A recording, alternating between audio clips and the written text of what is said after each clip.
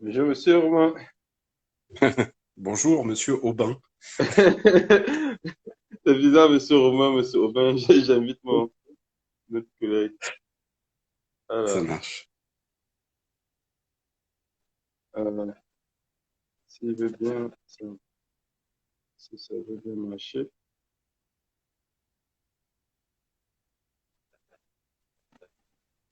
Ça y est, je suis là. Ah, Petit problème ah, technique. j'ai dû Bonjour. insister plusieurs fois. Je savais pas pourquoi ça marchait pas. Mais en fait, j'ai voulu faire une demande au départ et puis t'envoyer la même demande en même temps. Enfin bref, ça a créé Je une comprends, sorte ça m'a gêné beaucoup. un peu de micmac. Ben, enchanté, monsieur Leclerc, c'est ça? C'est ça. Monsieur Romain, comme disait mon père. Romain, monsieur Romain. J'avais pas, j'avais pas, j'avais pas encore connu ton prénom, donc du coup, ben, enchanté Ouais, Romain en tout cas. enchanté. Ouais, Et on peut se tutoyer, ça me pose pas de problème. on peut se D'accord, tutoyer. ça marche. C'était un peu ça le but déjà en intro, c'est que, bon, on essaie de faire des choses, bon, de parler des choses professionnelles, mais dans la bonne ambiance, sans qu'il y ait Mm. de stress ou autre chose. Et j'ai vu que j'ai un peu regardé le profil de Romain, j'ai vu que c'était un peu pareil. Il parle beaucoup de l'affirmation de soi. Ah, Donc, Mm. ça, c'est cool, ça. Ouais, Euh, c'est quelque chose qui me tient à cœur. Voilà, mais on va pouvoir développer un peu plus après. ouais, je pense. Je pense. Juste pour faire un petit résumé, c'est un peu une nouvelle séquence qu'on essaie d'effectuer là, d'inviter des professionnels pour avoir une perspective autre que la nôtre, Mm. suivant comment ils ont débuté, c'était quoi leur challenge et voilà, qu'est-ce qu'ils pourraient conseiller au nouveau. Donc, moi, je propose qu'on fasse un petit tour de table déjà pour se présenter brièvement. Et puis, ce qu'on fait respectivement, Gage Mind, Valentin, moi et toi, Romain. Et puis, on rentrera dans le vif des questions. Ça marche. Good. On va commencer par Romain. Honneur aux invités. Ok, ça marche, je prends. Ouais, bah du coup, moi je suis Romain Leclerc, sophrologue, installé en cabinet depuis un an maintenant. 1er juillet, ça fera un an, donc même pas encore un an. Mais j'ai un parcours quand même qui a toujours été orienté vers l'autre, puisque j'ai été animateur en colo, en centre de loisirs, j'ai été directeur aussi, puis après je suis passé éducateur spécialisé. Dans différentes structures, mais toujours dans l'accompagnement des enfants et de leurs familles. Et du coup, voilà, j'ai toujours eu un parcours vraiment orienté vers l'autre et dans l'accompagnement de l'autre, on va dire. Donc, ce que je fais aujourd'hui en tant que sophrologue, finalement, c'est que le prolongement de ce que je fais depuis, ça remonte un peu. Je dirais même pas le nombre d'années, mais ça remonte un peu. D'accord. C'est bien, ça. C'est Voilà bien. pour moi. J'ai fait bref. Hein. Oui, c'est bien, c'est bien, c'est l'essentiel en fait. Au final, là, en fait, j'ai retenu le mot prendre soin de l'autre. Hmm. Et c'est ça ta fibre. C'est OK? ça. D'accord, merci. Valentin? Eh bien, moi, du coup, j'ai 26 ans. Ça fait un petit moment que je suis entré dans le programme, enfin, dans le programme, dans l'entreprise. À la base, je faisais de la vente. Donc, j'ai beaucoup aimé le sport. Pareil, un petit peu le contact avec les gens, m'attirait beaucoup. Le côté aussi un petit peu technique, de pouvoir aider, de pouvoir renseigner les gens. Et puis, au bout d'un moment, je me suis rendu compte que j'avais besoin de plus. Donc en cherchant un petit peu, en faisant des formations, en lisant quelques livres sur le développement personnel, j'ai compris que je pouvais faire plus et que j'avais envie de plus. Donc du coup, j'ai commencé à apprendre un petit peu des choses sur l'entrepreneuriat, les choses comme ça. Et un petit peu en parallèle, ben, Aubin développait son idée d'entreprise, de start-up. Et de fil en aiguille, en fait, j'ai fini par rejoindre le projet parce que je m'intéressais beaucoup à- au fait, en fait, au développement personnel, à l'autoréalisation et surtout à aider. Moi, ce qui me plaît beaucoup, c'est aider les gens à développer leur plein potentiel. Donc voilà le pourquoi du comment je suis arrivé jusque là aujourd'hui dans ce projet, quoi. Hmm. Cool, cool, cool. Ben, c'est mon tour.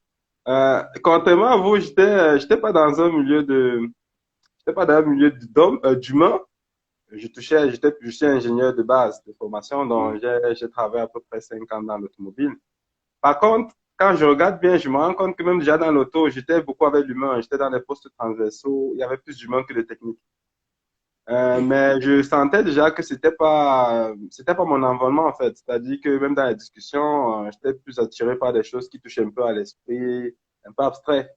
C'est pas un peu trop les sujets qui intéressent la plupart du monde. Mais le déclic a vraiment eu lieu en 2016, où là vraiment voilà, j'avais eu une rupture amoureuse et ça a fait un déclic qui a fait en sorte que tout ce que j'avais traîné depuis longtemps, que je traînais comme frustration, c'est sorti en fait. Et ça m'a mené sur une voie de créativité pas possible en Mm. 2017. Et ça a débouché sur, j'ai eu le courage de quitter mon boulot. J'ai commencé à travailler sur des trucs voilà, qui n'avaient absolument rien à voir avec ce un homme devrait faire.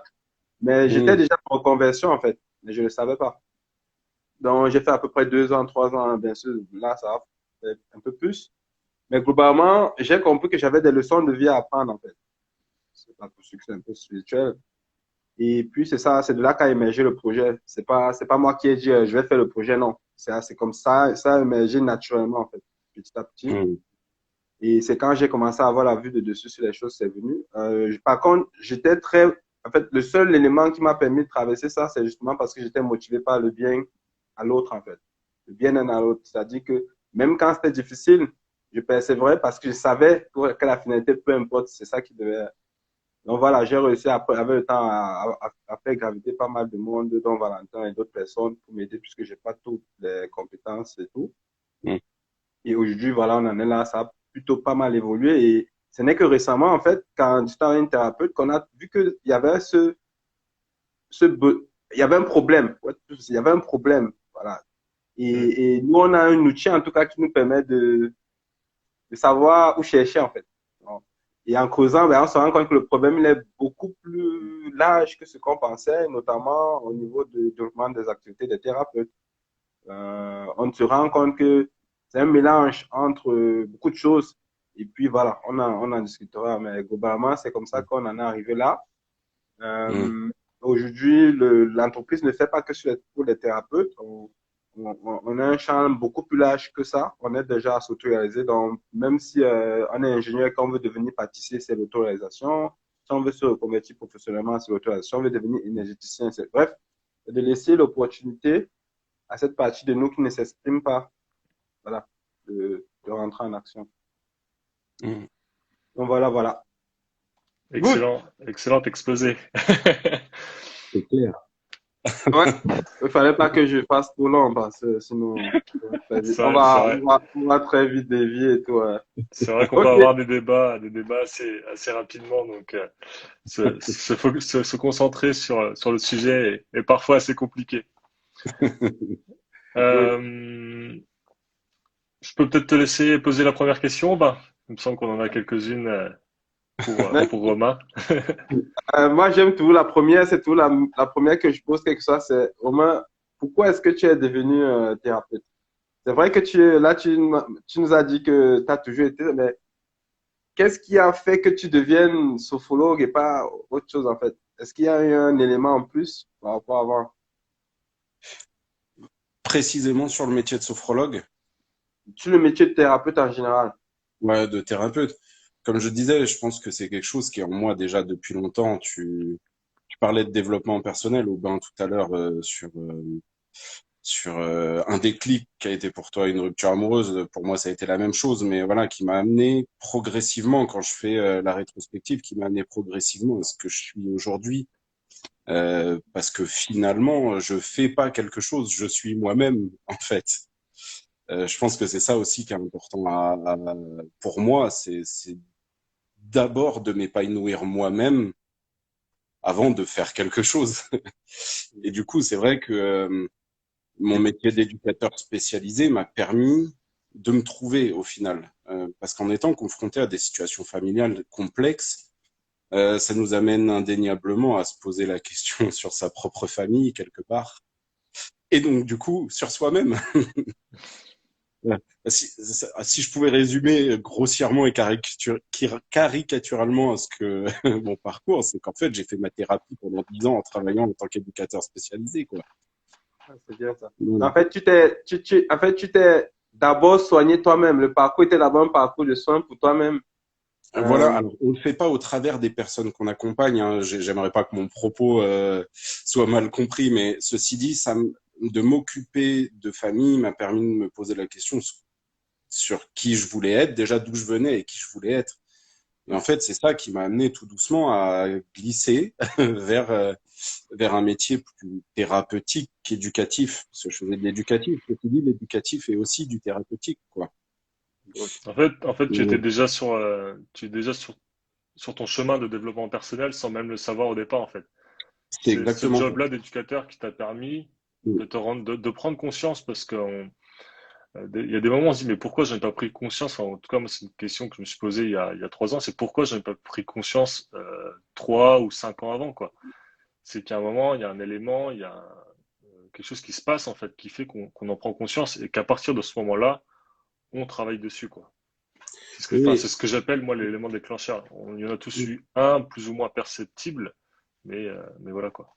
bah, je pense que t'as tout à fait raison, hein. C'est quelque chose qui était à l'intérieur de moi, qui demandait juste à s'exprimer. Alors, j'avais cette optique-là de devenir thérapeute, mais je me disais, c'est pas fait pour moi tout de suite. Il faut que j'ai une sécurité financière.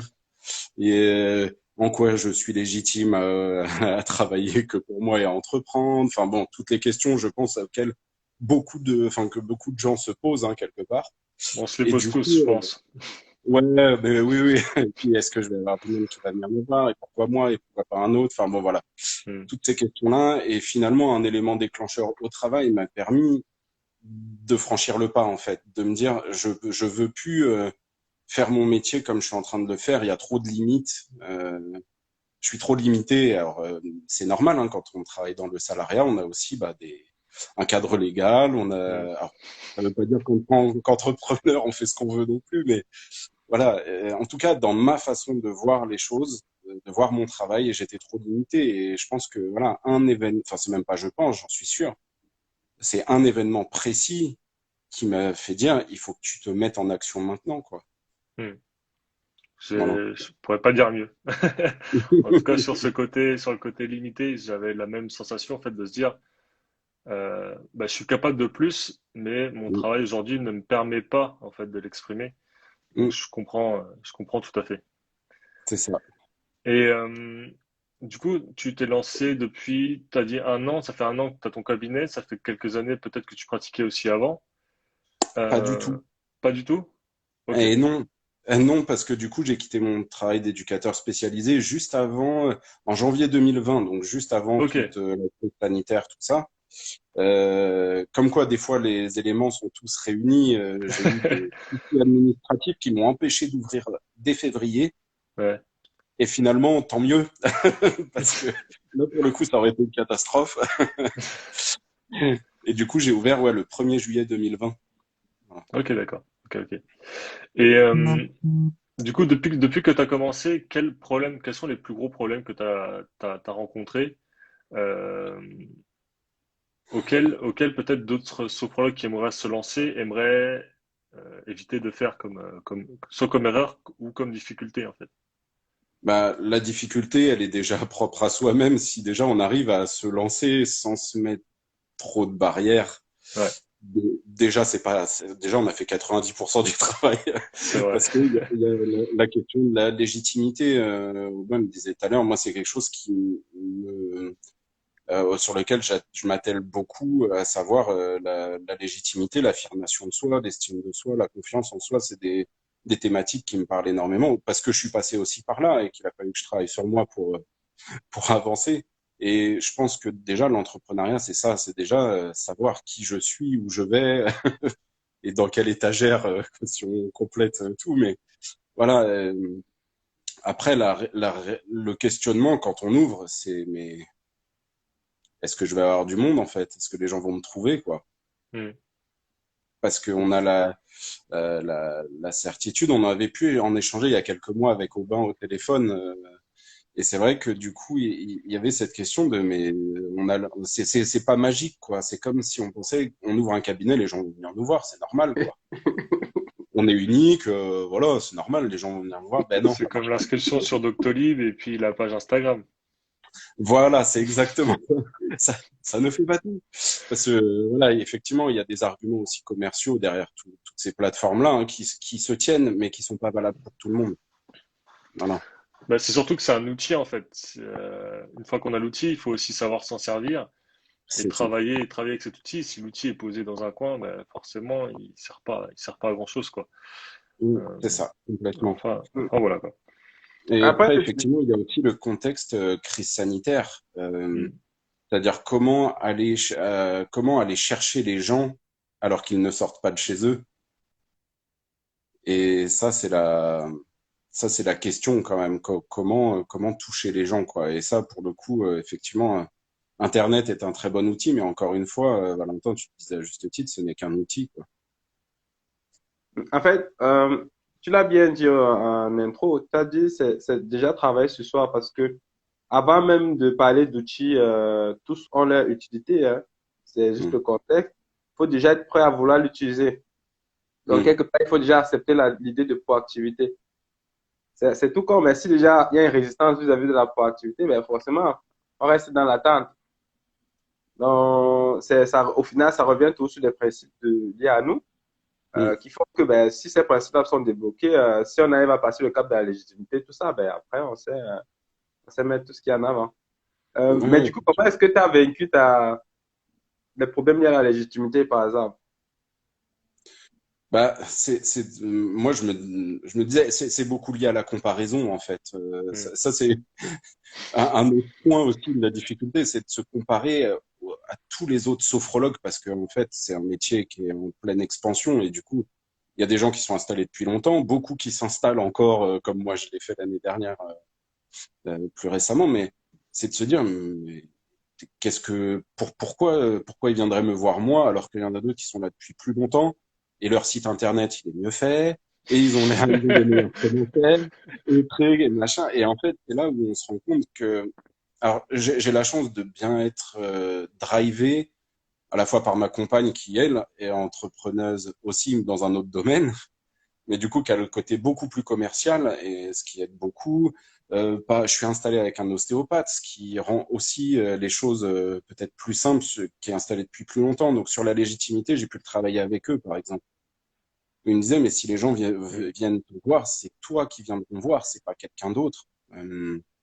Après, quand ils viennent te voir, c'est à toi aussi de montrer tes qualités. Et ça, pour le coup, ça là-dessus, j'étais légitime. Je pense que ma légitimité, elle se jouait pas sur le côté thérapeute et accompagnement de la personne, mais plus sur le côté commercial où je n'osais pas. Tu parlais de proactivité, c'est exactement ça.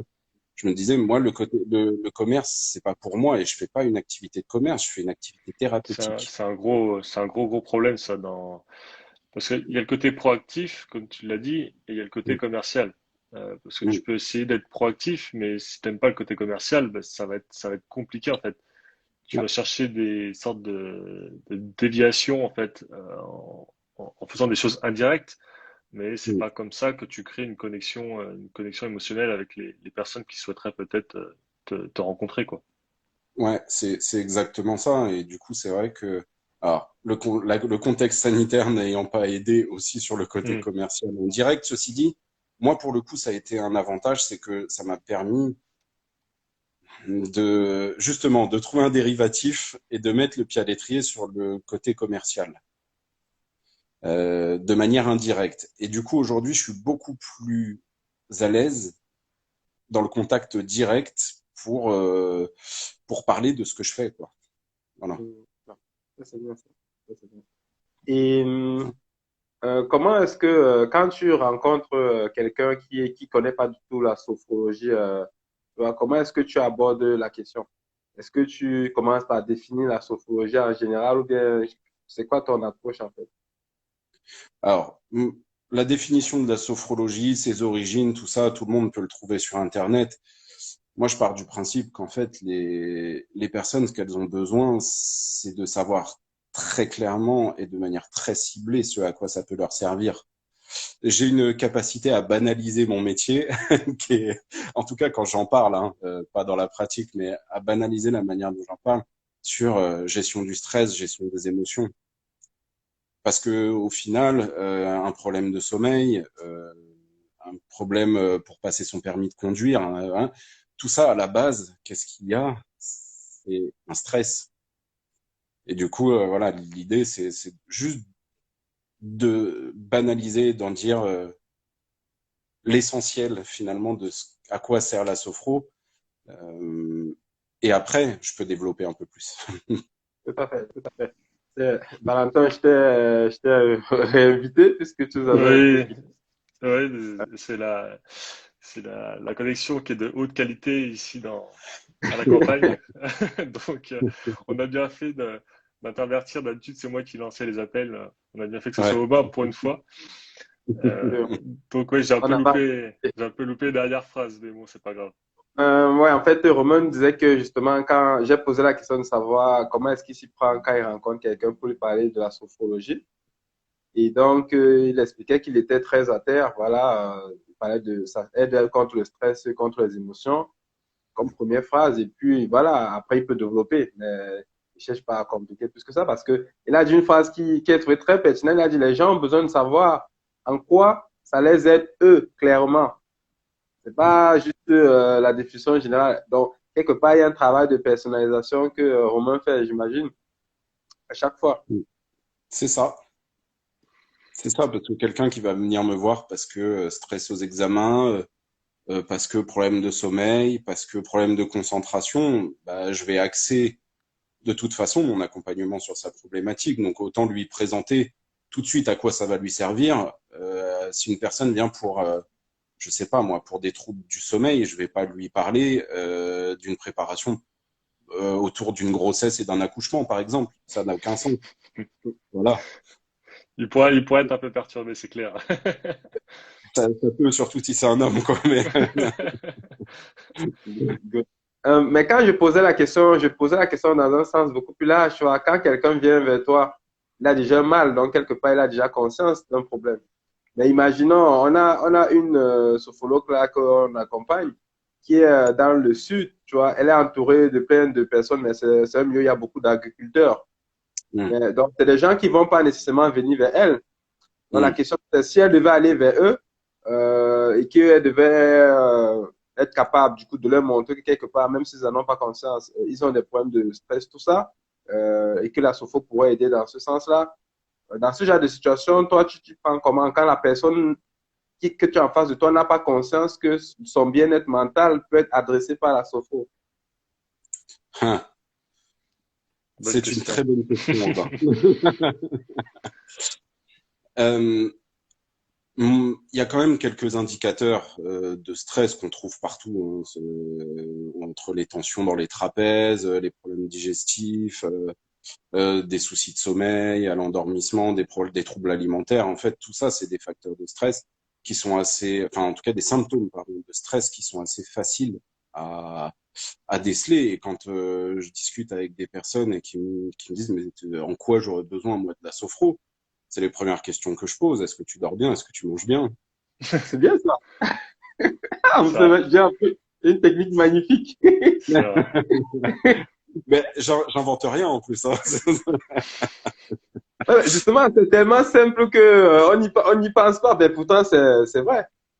Bah Mais oui. généralement, on cherche toujours à aussi complexifier certains procédés ou processus. Et de simples questions comme ça, on revient aux fondamentaux et aux bases. Donc, ça permet tout simplement d'être en contact avec la Mm. personne sans avoir à rentrer de plein fouet avec le problème qu'elle pourrait avoir, quoi. C'est un peu de contourner le problème pour l'amener à ce qu'elle parle, j'imagine. Voilà. Alors effectivement, moi c'est ma façon de travailler. C'est pas la façon de tout le monde, mais ça après c'est ok. Hein. Chacun fait avec qui il est. On le disait au début, donc Hmm. voilà. Moi, ma façon de travailler, c'est d'amener la personne à réveiller elle-même son potentiel. Moi, je suis qu'un accompagnant, un guide. Je sais pas comment on pourrait définir ça. Mais finalement, moi, je propose des outils à la personne pour qu'elle révèle son propre potentiel. Et ce qui est magique, Alors ça ne l'est pas parce que c'est du travail, hein, y a rien de qui se fait en claquant des doigts, mais c'est quand les personnes disent ah purée, mais je savais pas que j'étais capable de ça, quoi. Alors que pour le coup, moi je l'avais vu, je l'avais Exactement. vu chez ces personnes-là. Mais ceci dit, c'est pas mon rôle de leur dire, c'est à eux de s'en rendre compte. Et des fois, bah justement, mon collègue ostéo dit, on a souvent trop tort d'avoir raison trop tôt. Oula, c'est pas mal ça. Voilà. J'aime beaucoup, Ah, ouais. Et du coup, voilà. Faut noter, faut noter. ça, c'est Et, vrai. C'est vrai. et du coup, c'est vrai que quand on dit des choses à des personnes alors qu'elles sont pas prêtes de l'entendre, c'est là qu'on crée aussi un blocage. Hmm. Alors que de les accompagner et qu'elles-mêmes se disent, ah, je suis capable de ça, ou j'ai ça en moi, et que ça soit elles qui le découvrent. Euh, en tout cas, c'est ma vision de mon travail, c'est comme ça que moi je travaille, quoi. Ouais, mais c'est un petit peu comme, moi ça me fait penser un petit peu au leadership et au management. La différence entre un Mm, manager et un leadership, c'est que le manager mm, va te dire les choses, un leader va t'amener à faire les choses. mm. Donc pour moi, c'est C'est une bonne l'influence. comparaison. Bon, voilà, c'est ça. C'est Souvent, que tu c'est influences et l'influence. tu diriges sans que la personne ne s'en rende. C'est un peu de la manipulation, mais de la manipulation positive pour moi. Non, je ne dirais pas Mm. la frontière Non? très. Non, je dirais Ok. Ouais, que c'est de Bon, l'authenticité. je retire ce que j'ai dit alors. C'est de C'était peut-être pas le bon l'authenticité. terme. Hmm. C'est ouais, que parce que vas-y Aubin, vas-y. je disais que c'est de l'authenticité parce que à un moment donné, si tu es capable d'être toi-même, ça commence par toi. Si déjà tu es capable d'être toi-même et que du coup tu arrives à établir une relation de cœur à cœur avec la personne, tu vois très bien quand tu arrives à lire des signes, tu vois très bien qu'elle n'est pas prête. Mm, Donc, en mm, fait, tu ne lui dis pas les choses pas parce que tu la manipules ou tu veux. Non, c'est juste que tu sais qu'au final, ta finalité, c'est de l'aider. Donc, à quoi ça sert de dire un truc si tu sais que ça va créer un blocage? mm. Tu la laisses grandir. Mais généralement, en fait, ça vient tout seul parce que son parcours qui fait qu'elle grandisse, c'est pas toi qui contrôle, c'est elle qui fait l'action. Les choses se produisent de temps en temps. Mais toi, avec ton regard d'expert, tu sais reconnaître, en fait, le progrès. Mais c'est pas, je fais si elle va réagir comme ça, non. C'est, je suis ouvert. Et puis, les choses se passent naturellement. Moi, j'aime bien expliquer quand je commence les séances en disant qu'en sophrologie, moi, je vais amener des outils, que je suis un mécanicien, que je connais la façon de réparer une voiture, que j'ai les outils pour, et que je vais les former à devenir leurs propres mécaniciens quelque part. Et du coup, de leur donner les outils, de leur donner la notice des outils, de leur montrer comment on s'en sert, et après, c'est à eux de faire, quoi. Voilà. Et du coup, quand on est dans ce processus-là, on n'est pas dans de la manipulation parce que en séance, ils n'expriment que ce qu'ils veulent exprimer. Je vais pas chercher plus loin. Hmm. Non, c'était, en fait, j'ai cherché à décrire quelque chose, mais clairement, le mot était pas bon, en fait. C'est que ce Faudrait, que je, faudrait, enfin, faudrait, ce faudrait que pas que je, nos internautes pensent que non, non, non, non. C'est non, pas, non, non, c'est clair, c'est clair. c'est bien C'est pas le but. comme Romain a bien requalifié les choses. OK, ben, ça, c'était pour le premier problème lié à la légitimité. Mm. Dans ton discours, j'ai vu que tu as dit que tu t'étais installé avec un ostéopathe. Est-ce que tu aurais des conseils puisque quelque part tu as vu que ça facilitait les choses, on a constaté qu'il y a Mm. pas mal de personnes qui n'ont pas forcément cette chance-là de commencer avec un partenariat, si je peux dire ça comme ça. Mm. Qu'est-ce que toi, tu leur donnerais un peu comme conseil pour avoir un partenaire, voilà, euh, en partant de zéro. Tu vois, moi, je sors de l'école de Sophro. Et puis, j'ai même pas encore 6 mois, bon, j'ouvre mon cabinet, généralement, c'est la première chose. Je commence à distribuer des tracts. Bon, voilà. Il y a rien qui se passe. Mais est-ce que, au bout de 6 mois, je peux prétendre devenir partenaire avec une autre profession, par exemple? Et si oui, est-ce qu'il y a des choses que je pourrais faire pour mettre les chances de mon côté? Mm. Au risque de me répéter, ça dépend de la confiance et de l'estime qu'on a en soi et de sa légitimité. En fait, on va tourner beaucoup autour de ça. Parce que oui, bien, à mon sens, c'est important et je travaillais aussi comme ça en tant qu'éducateur spécialisé. J'ai pris beaucoup de mon ancien métier. On travaillait en réseau et en partenariat pour la simple et bonne raison qu'on n'est pas omniscient, on peut pas tout faire tout seul. et que d'avoir des partenaires. Par exemple, moi, quelqu'un qui vient me voir pour un problème, une douleur au dos, on va pouvoir travailler le niveau de stress pour essayer de détendre le corps. Par contre, si c'est un lumbago, je sais pas faire en fait avec la sophro. D'où l'intérêt derrière d'orienter vers l'ostéo. Et en fait, c'est là où le travail de partenariat se fait, c'est que lui, s'il travaille en ostéo sur un lumbago, mais que le lumbago revient trop souvent, peut-être qu'il y a une cause émotionnelle, une cause de stress, et du coup, il va m'orienter quelqu'un. Donc, à mon sens, c'est même indispensable de travailler en réseau et en partenariat. Ok. Mais la question était plus orientée dans le sens où Donc, comment? moi, si imagine, je suis un ostéo, je vois une jeune sophrologue, puisque la majorité sont des dames, Mm. elle se ramène et elle me propose un partenaire ou bien de collaborer avec moi, si je puis dire comme ça. Moi, quelque part, sans le vouloir, je vais quand même vouloir qu'elle ait de l'expérience. Mm. Est-ce que si je sens qu'elle vient tout de sortir, j'aurais tendance plutôt à dire non plutôt que oui si je constate qu'elle n'a pas déjà d'expérience. Donc, je comprendrais un sophrologue qui a déjà quelques années sur le terrain arrive à collaborer avec les gens facilement, mais une qui débute, justement, pour avoir cet esprit de base de lancement, de se dire qu'elle peut même aussi se former, hein, parce que c'est ça, elle se forme avec le partenaire. Mais pour avoir le partenaire, s'il faut déjà avoir une expérience, ça devient compliqué. L'expérience, ça va être, enfin, la légitimité que tu vas t'accorder, je pense que c'est ça le plus important. Quand, tu vois, moi je travaille, ça fait moins d'un an que je suis lancé, je travaille avec une psychologue, un ostéopathe, une psychomotricienne, une énergéticienne, avec une structure pour enfants handicapés. Tu vois, et du coup, tout ça, c'est quelque part, je suis allé rencontrer ces personnes-là, en fait. On s'est rencontrés, on a discuté, parfois longuement, au risque de me mettre en retard sur d'autres rendez-vous, mais, Ah, mais parce que c'était nécessaire. Mais voilà, il y a eu quand même rencontre avec ces professionnels-là, et effectivement, j'aurais pu me dire, bah ouais, ça fait moins d'un an que je suis sophrologue comparé à d'autres, encore une fois, hein, mais comparé à d'autres, pourquoi moi plus qu'un autre? Les autres, ils ont plus de légitimité que moi, plus d'expérience, effectivement, dans ce domaine-là. Et finalement, quand les gens te rencontrent, en tout cas pour moi, ça s'est passé comme ça, mais quand les gens te rencontrent et qu'ils sentent que tu es à l'aise avec ce que tu fais et qui tu es, ça rassure aussi. Il n'y a pas besoin. Moi, j'ai toujours pris ce parti-là, mais encore une fois, peut-être que je sors de la norme, mais c'est pas tant le nombre d'années d'expérience qui fait la qualité d'un professionnel, c'est la façon dont il voit son métier et ce qu'il fait, quoi. Ouais, Voilà. tout à fait. Moi, je suis entièrement d'accord avec toi là-dessus. C'est parce que on met beaucoup de points, si je peux dire, sur les années d'expérience, Mm. alors qu'une personne qui a vraiment le truc en lui et qui se donne et qui est en alignement avec lui-même et son métier, peut faire bien plus de miracles qu'une personne où ça fait 15 ans qu'elle est dans le métier, en fait, parce que peut-être qu'elle est au même niveau depuis 10 ans et qu'elle fait la même chose depuis 10 ans, qu'elle a peut-être pas cherché à se renouveler. Donc, les années d'expérience fait un petit peu, mais pas totalement, en fait.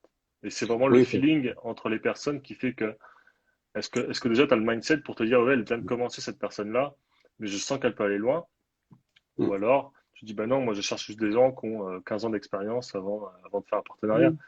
Je pense qu'il y a les deux types de personnalités. Et après, je pense que si on est dans le bon état d'esprit, il n'y a aucun problème, peu importe le niveau d'expérience. Ouais, c'est ça, parce on peut avoir 15 ans d'expérience et être très mauvais pendant 15 ans. C'est ça. Et en même temps, quelqu'un, effectivement, qui a la fibre et qui le fait de manière très instinctive, ça va très vite parce que c'est tellement fluide et j'aime pas le terme bon ou mauvais, en fait. Je me Hmm. suis rendu compte en 10 ans. Mais en tout cas, qui correspondra peut-être à une palette plus large de personnes. Voilà. Autant, autant bénéficier de cette inexpérience, mais qui amène du dynamisme aussi, quoi. Voilà. En fait, moi, j'aime bien utiliser le mot connexion émotionnelle. Parce Mm. qu'au final, que ce soit thérapeute, c'est toujours la rencontre entre deux humains. Et du coup, ce côté émotionnel, les gens le négligent beaucoup. On a l'impression un peu que l'expertise est déconnectée de l'humain, mais non. Parce que les gens, Mm. avant, ils vont appeler ça feeling comme ils veulent, mais en tout cas, ils se sentent en confiance avec. Voilà, donc, ça joue beaucoup déjà de rester humain, d'être capable Mm. de rester humain tout en faisant son travail. Et à partir du moment où on arrive à établir cette connexion-là, ben, au final, les années d'expérience et tout, ça passe au second plan. Voilà. Je sais que moi, à l'époque, je m'étais posé beaucoup la question, surtout en plus comme je faisais une reconversion. Tu imagines un ingénieur qui commence à travailler dans le bien-être ou bien Mm. la psychologie. Donc, et je me rappelle d'un épisode où je devais aller, j'étais à l'université, et on m'avait recommandé d'aller rencontrer une psychologue pour lui proposer les outils que j'avais développés. Elle aidait justement les étudiants, voilà, qui étaient un peu en mal à se reprendre psychologiquement et tout. Et je me rappelle que plusieurs fois, j'ai hésité à aller à ce rendez-vous parce que je me disais, ouais, elle doit avoir bac plus 8. J'avais vu le CV de la dame. Voilà, elle avait bac plus 8 plus X années d'expérience et que moi, je suis là, je viens d'un domaine, c'est pas le mien. Et en plus, je prétends avoir fait des innovations dedans et tout, voilà. Donc, je voyais beaucoup de critiques, je voyais beaucoup de, mais au final, il y a un élément que j'ai pu, parce que le but, c'était pas, j'avais pas des années pour me préparer avant d'aller sur rendez-vous. Il me fallait une technique au moins pour hacker mon cerveau ponctuellement pour aller sur Mm. rendez-vous. Et j'ai trouvé que le simple fait d'affirmer et d'assumer mes peurs, par exemple, de me répéter plusieurs fois que, OK, j'accepte qu'elle va penser peut-être que je suis un charlatan. Puis voilà, j'accepte qu'elle va penser que je suis pas, je sais pas, que je suis pas, j'ai pas de background adapté. J'accepte que, est-ce que penser, peu importe. Donc, tous ces peurs-là, le simple fait de me les répéter plusieurs fois, en marchant même d'écrire. Et puis, 10 minutes après, je rentrais dans un nouvel état où, voilà, elle n'agissait plus sur moi et j'étais capable d'aller au rendez-vous, de discuter avec la dame et elle pouvait voir, en fait, du coup, tu dégages autre chose quand tu es dans cette état. Après, je suis sorti, bon, la peur revient, mais c'est fini. Au moins, tu as déjà fait ton truc. Mm. Donc, quelque part, ça aide un peu ces genres de techniques à court terme où, voilà, tu n'es pas légitime. Peut-être tu as des blessures émotionnelles qui datent de longtemps et tu n'as pas forcément tout le temps. Mais tu as une technique là qui va t'aider juste avant l'entretien, juste avant, voilà, Mm. pour laisser transparaître qui tu es réellement et pas laisser ta peur te mettre un masque, voilà. J'aimais Non. bien, moi, là, tu as parlé un petit peu de peur, de légitimité. J'ai bien aimé ce qu'a dit Romain tout à l'heure où on dit qu'au bout d'un moment, tu es confronté en fait un petit peu à toi-même et c'est en fonction de toi que tu sais si tu peux ou pas avancer. Et je pense que tout projet entrepreneurial t'oblige au bout d'un moment à te confronter à ces problèmes-là, ce que tu ne peux pas forcément faire dans le salariat, où la vie est, entre guillemets, un petit peu plus tranquille, où tu peux esquiver facilement tes problèmes. Mais dans l'entrepreneuriat, au bout d'un moment, tu y es forcément confronté. Et si tu veux avancer, tu vas être obligé de les comprendre et de les réparer.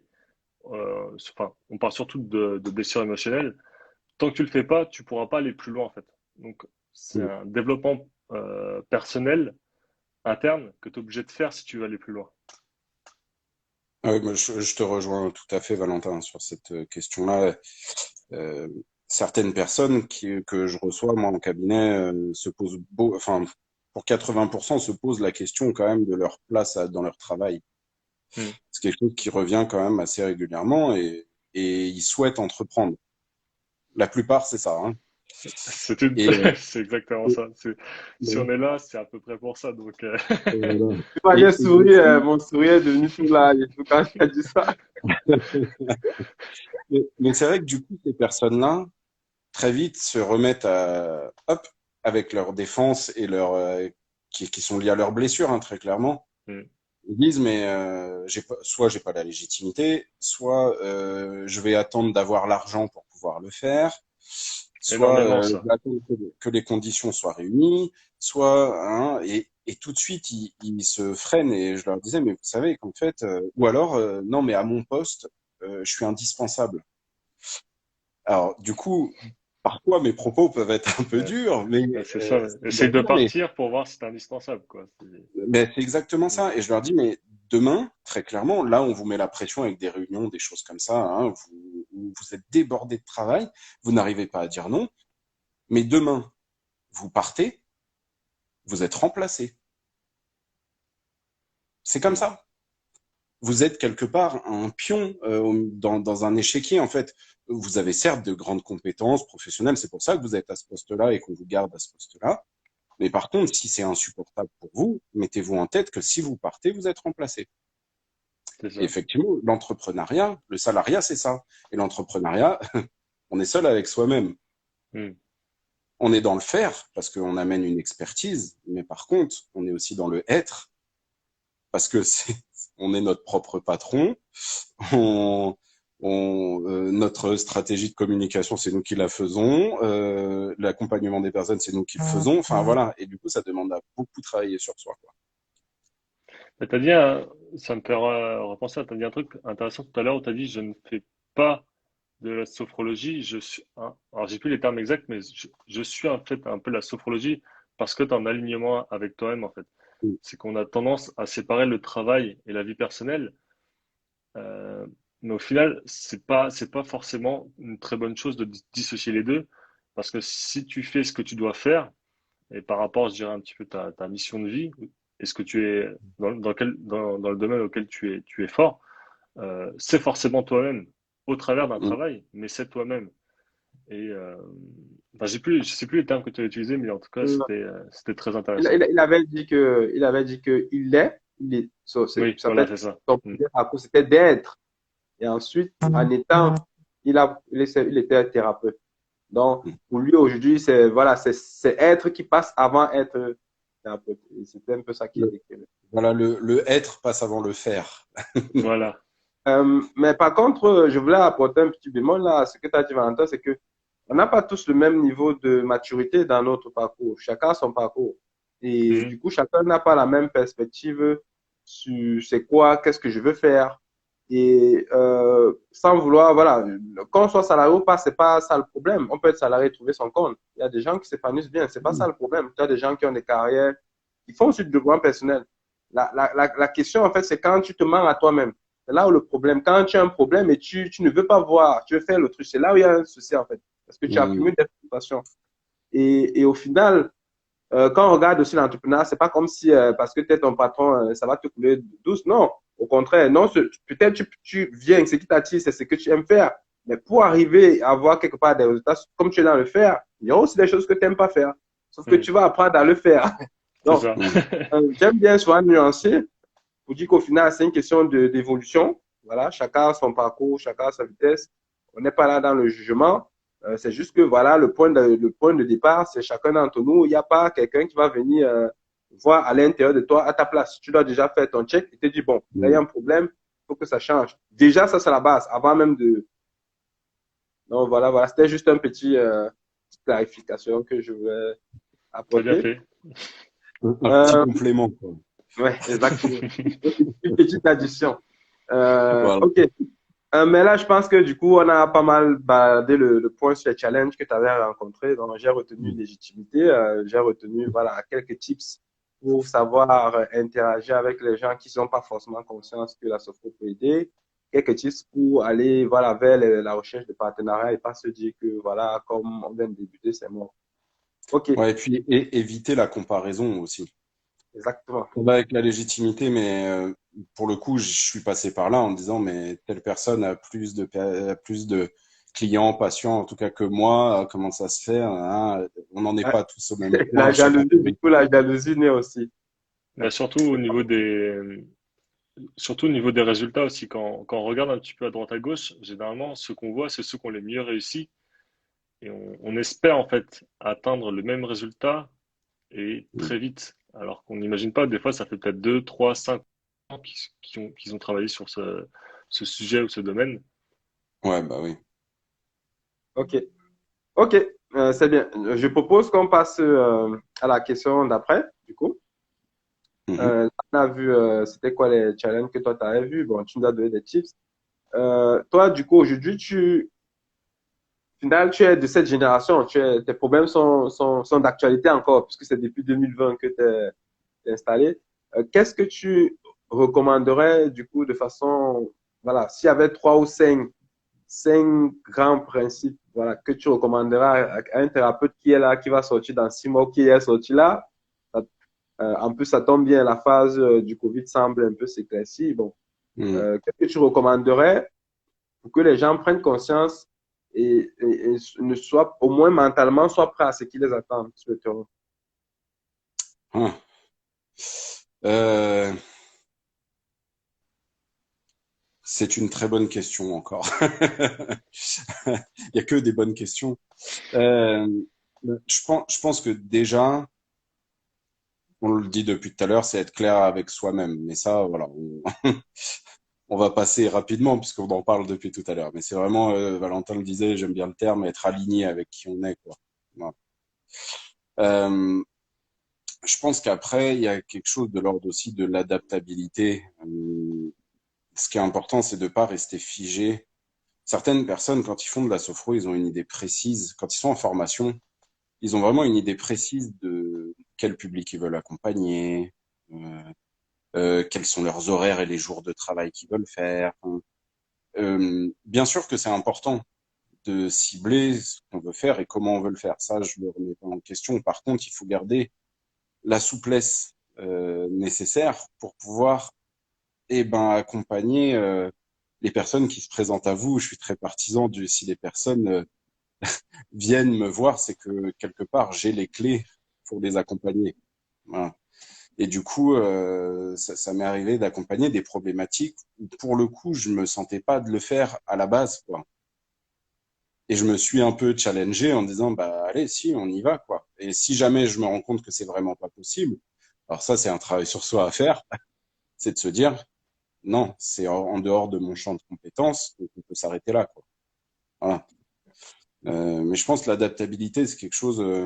Du coup, adaptabilité, opportunisme, je sais pas dans quelle case le mettre, parce que pour moi, l'opportunisme, c'est pas quelque chose de Non, négatif, mais bah, l'adaptabilité, pour moi, ça colle bien. hmm, L'opportuniste, un petit peu peut-être comme moi tout à l'heure avec le côté manipulation. Pour moi, opportuniste, ouais, c'est prendre. En fait, du coup, on t'entend plus, Valentin. ah, Il nous a encore quittés. ça a coupé, je crois. Ah, tu peux Est-ce que c'est répéter, moi, c'est Valentin? revenu? Oui, je disais que Ah, ouais, visiblement. décidément, je crois il veut pas de moi. Il Je ne disais que veut le pas côté que tu opportuniste, prononces ta phrase. c'est ça. Euh, pour moi, le côté opportuniste, c'est un petit peu prendre tout. Enfin, t'aurais pris le client quand même, tu vois. Même quand tu t'en sens pas capable. Pour moi, c'est ça le côté un petit peu opportuniste. Mais il y a aussi peut-être un autre côté où tu vas prendre le client même quand tu te sens pas capable et que tu penses pouvoir le devenir. Ça dépend en fait de l'interprétation du C'est pour mot ça, et oui, voilà. En fait, tu fais bien de préciser, mais ça allait dans le sens du propos que je tenais, c'est-à-dire que hmm. l'opportunisme, pour moi, c'est voir une opportunité d'avancer, d'évoluer. C'est dans ce sens-là. Effectivement, c'est pas dans le sens j'ai un client, je le prends, je le garde parce qu'en fait, ça fonctionne pas ça. Ça fonctionne pas parce que si on le fait juste pour une question financière, à un moment, ça atteint ses limites puisque j'aime bien le terme aussi connexion émotionnelle qu'utilise Aubin. C'est qu'il y a un moment, en fait, si on n'est pas dans cette connexion émotionnelle à la personne, et ben du coup, on peut pas l'accompagner au plus juste, quoi. Hmm. Donc, moi, l'opportunité, c'est de me dire, OK, il y a une personne qui se présente à moi. Au lieu de refuser tout de suite, autant que je reçoive cette personne. Et si jamais ça peut pas correspondre, eh ben, on en reste là. Mais moi, je me serais pas mis des barrières. Je me serais pas mis des filtres, alors que je pourrais apprendre quelque chose de supplémentaire. Et comment t'as fait pour faire ça? Parce nous on a déjà eu certains sophrologues qui avaient déjà une idée très précise en fait de la clientèle qu'ils aimeraient avoir Mm. et qui au final ça leur correspondait peut-être pas forcément, mais voilà, toi t'as cette ouverture d'esprit. Comment t'as fait pour l'avoir? Développement personnel. Mais ouais, parce que en fait, je suis très adepte du lâcher prise au quotidien, même si c'est pas facile tous les jours. Mais parce qu'on a toujours un grand besoin de contrôler qui qu'on soit, quoi. Mais l'idée, c'est de lâcher prise. Et, pour tout dire, moi, quand je suis sorti de Sofro, je me suis dit, je veux faire que de la préparation mentale pour des sportifs. C'était le truc qui me botte parce que j'ai un parcours sportif à haut niveau, parce que, enfin voilà, c'est quelque chose qui me porte le sport depuis que je suis tout jeune. Ah tiens, je vais faire ça. Bah, très concrètement, zéro rendez-vous hein, pour pour l'accompagnement sportif. Voilà. Par contre, développer l'expression ou en tout cas la gestion des personnes à haut potentiel, et ben en fait, la quasi-totalité de mes accompagnements d'aujourd'hui se situe autour des personnes dites haut potentiel. C'est marrant Mais ça. si je m'étais privé de ça à la base, j'aurais pas appris certaines choses sur les caractéristiques et les problématiques que rencontrent ces personnes-là, et ça aurait été dommage quelque part. Ouais, c'est parce que tu as ce côté un petit peu curiosité et découverte. Oui, Euh, oui, bien sûr. quand t'aimes découvrir, apprendre de nouvelles choses, je pense que c'est beaucoup plus simple d'avoir cet état d'esprit parce que tu es un petit peu naïf peut-être, je dirais en même temps, ce qui te Mm. donne envie d'aller un peu à droite à gauche sans trop réfléchir. Mm, Et mm. je pense que c'est peut-être un peu plus compliqué pour les personnes qui réfléchissent un peu trop euh, sur ce point-là, quoi. Et après, il y a peut-être un petit côté aussi de l'ego, de me dire non, moi, tout ce que je veux faire, c'est ça et pas autre chose. Euh, je sais pas. C'est Bon, une fois de plus, je vais encore compléter sans vouloir rentrer dans le jugement, sans vouloir rentrer dans le jugement et la critique. Voilà, le but, c'est une fois de plus, on n'a pas le même niveau de maturité parce qu'on n'est pas Mm. sur le même. Voilà, le développement personnel, c'est bien. Par contre, c'est pas la même vitesse. Et du coup, voilà, si il y a des gens qui estiment que ils sont pas prêts pour prendre de nouvelles personnes. De toute façon, ça viendra. C'est juste que toi, tu sais saisir l'opportunité plus tard, tôt parce que tu le vois Voilà. différemment. Hmm. C'est une opportunité de grandir et surtout, tu n'as pas peur de l'échec parce qu'au pire des cas, ce qui peut arriver, c'est que tu la reçois et tu la rediriges, par exemple, vers un collègue qui, lui, est qualifié. Donc, voilà. Voilà. Mm. Mais au moins, tu dis pas non, je n'avais pas prévu de faire ça, donc je t'écoute pas. Oui, c'est ça. Mais du coup, c'est vrai que on a digressé avec Valentin, mais c'était Hmm. pour répondre beaucoup à ta question de quels sont les conseils des personnes, des sophrologues qui sortent de formation. C'est celle-ci aussi de s'adapter et de Ouais. voir dans une opportunité de grandir quelque part et Hmm. de, effectivement, après, c'est lié à chacun et ça, je suis tout à fait d'accord avec Robin, c'est que chacun son rythme, quoi. Chacun son rythme et du coup, je pourrais même aller à l'encontre de ce que je viens de dire en disant que si on n'est pas prêt à accueillir des personnes pour lesquelles on se sentirait peut-être en difficulté, il faut surtout pas le faire en fait.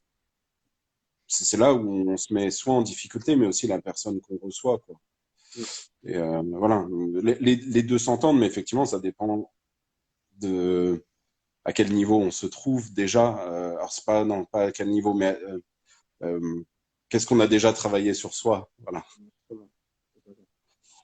Ok, et c'est bien. Donc là, ce que j'ai retenu jusqu'à présent comme conseil, c'est voilà l'adaptabilité. Hmm. Euh, t'as autre chose un autre conseil pour les J'en sophrologues? avais un quand on discute. Ouais. J'en avais un quand on discutait, il est sorti de ma tête. Ok. Et c'est dommage, mais parce que je me disais que ça pouvait être intéressant. Pourra peut-être Euh, revenir, ça pourra peut-être revenir après. ouais. Euh, Moi, ce que j'ai bien aimé, c'est surtout l'élément de comparaison et puis le fait qu'il faut, voilà, comme je pense qu'on l'a dit plusieurs fois, mais se développer personnellement est aussi important que de développer son activité. Voilà, ça me revient. Merci, Vincent. Je t'en prie. Effectivement, tu parlais de curiosité. Alors ça, c'est propre à chacun aussi, mais c'est le conseil aussi que je donnerais, c'est-à-dire ne pas se limiter à ce qu'on sait faire, mais aussi lire beaucoup, regarder des conférences, se former, même ça peut aller jusqu'à un complément de formation ou même une autre formation. L'idée, c'est de s'ouvrir au maximum et pour pouvoir avoir un maximum de connaissances, parce que plus on connaît des choses, plus enfin en tout cas, mieux on arrive à accompagner les personnes qui viennent nous voir en séance. Et puis d'avoir aussi d'autres outils qui viennent en complément de la sophro. Je pense à la cohérence cardiaque, par exemple, ou, voilà, L'hypnothérapie. l'hypnothérapie. Voilà, en fait, toutes ces méthodes-là qui finalement mises ensemble sont très complémentaires, quoi. Voilà, donc oui, un autre conseil, c'est se former, ne jamais arrêter de se former. Et quand je dis se former, c'est lire, regarder des vidéos, enfin voilà, c'est Ouais, bah, sur tous les formats. voilà. Ne pas s'arrêter forcément au diplôme ou au niveau d'études, et puis arrêter une fois que tu es dans la vie active. C'est Euh, ça. mais ça, je pense que je vais peut-être dire une bêtise. Tu me diras, oh, bah, si, si j'ai une bêtise, mais quand tu es amené à t'auto-réaliser et à vouloir devenir entrepreneur, c'est que d'un côté, tu en veux plus, donc tu cherches. Enfin, moi, c'est comme ça que j'ai fait, c'est que j'ai cherché des réponses au travers des formations et des livres de développement personnel. Et c'est vrai que ça m'a ouvert l'esprit à ce niveau-là. Mm. Et ça m'a donné envie. Mais avant, lire, je n'aimais pas ça en fait. Il m'a fallu un but en fait pour pouvoir lire Mm. et apprendre de nouvelles choses, quoi. Mm. Même si on lit de très bons Exactement. romans au cours du collège et du lycée, voilà, Oui, tout à c'est fait. c'est pas la même chose, quoi. Oui, au final, moi, ce que j'aime bien sur les thérapeutes en général, pas seulement les sophrologues, ils ont tous vraiment, la plupart, cette intention pure de soigner l'autre. C'est-à-dire, ce n'est pas une voie où on ne devient pas thérapeute comme ça, juste si c'est que l'argent c'est pas, voilà, si c'est l'argent qu'on cherche en premier, c'est pas la bonne voie. Donc, en fait, il y a quand même ce souci réel d'apporter du bien-être à l'autre. Et donc, une fois que c'est une motivation, ben, le reste suit. Maintenant, il y a des gens qui sont à l'aise avec tout ce qui est livre audio, d'autres sont à l'aise avec vidéo. Le format peut changer, mais à Très partir du bien, ces moment où livres c'est audio. voilà. Donc, Mm. voilà. Donc, du coup, l'important encore revient, c'est l'état d'esprit, de prendre conscience que c'est pas parce qu'on a fini l'école que la formation s'arrête et qu'elle va continuer et qu'elle va même continuer aussi bien au niveau du mental qu'au niveau du terrain. Peut-être continuer à faire des séances même gratuites autour de la famille pour prendre Mm. la main. Ça compte. Non. Ben, ça revient un petit peu au côté où on disait tout à l'heure, pourquoi une personne qui a 15 ans d'expérience n'a pas forcément plus d'expérience qu'une personne qui en a deux.